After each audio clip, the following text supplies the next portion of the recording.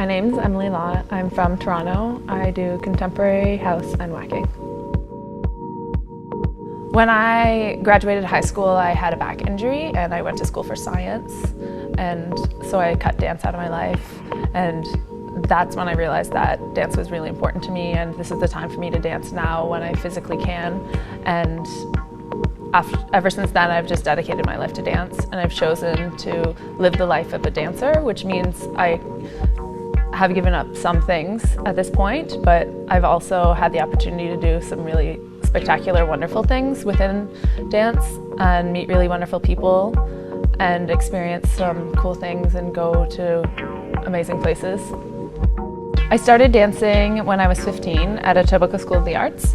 I started with contemporary dance, and then I got into breaking a few years later. We had like a b-boy crew and we would practice at lunchtime in the hallways.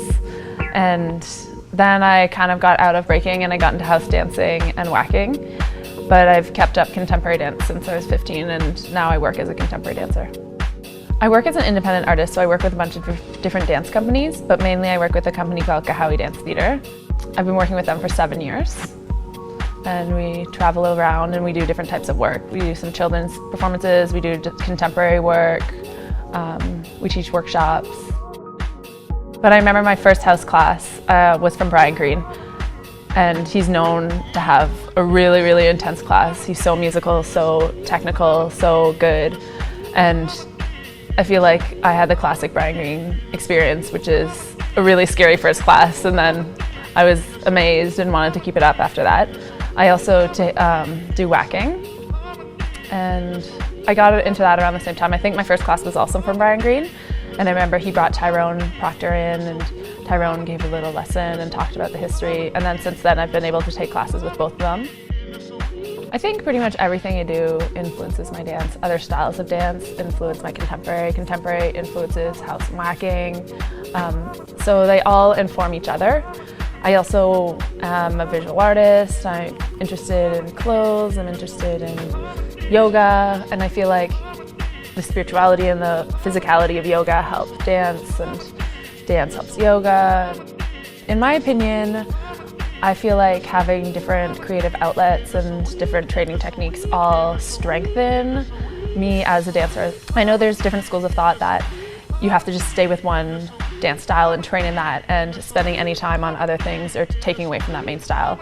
I personally disagree. I feel like yoga influences contemporary dance influences house dancing influences contemporary dance, whacking helps contemporary dance, whatever. There's a lot of connections happening, and I feel like an idea of composition from visual art or photography or painting helps structure a dance piece, helps structure a battle set, and having awareness from all these different schools of thought personally helps me be a well-rounded dancer. I dance because it keeps me in the present, and it stops me from thinking about the future or the past and just focus on what I'm doing now. It helps me connect with people, helps me connect with music, and I just feel like it's just really natural and something that everybody can do, and I'm lucky that I've been able to do it as a living up until now. My 5'8", before I do a contemporary dance show, is basically don't shit on stage.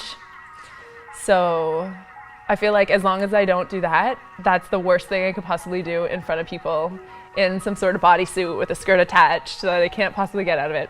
You don't have to use that. I'll do it again.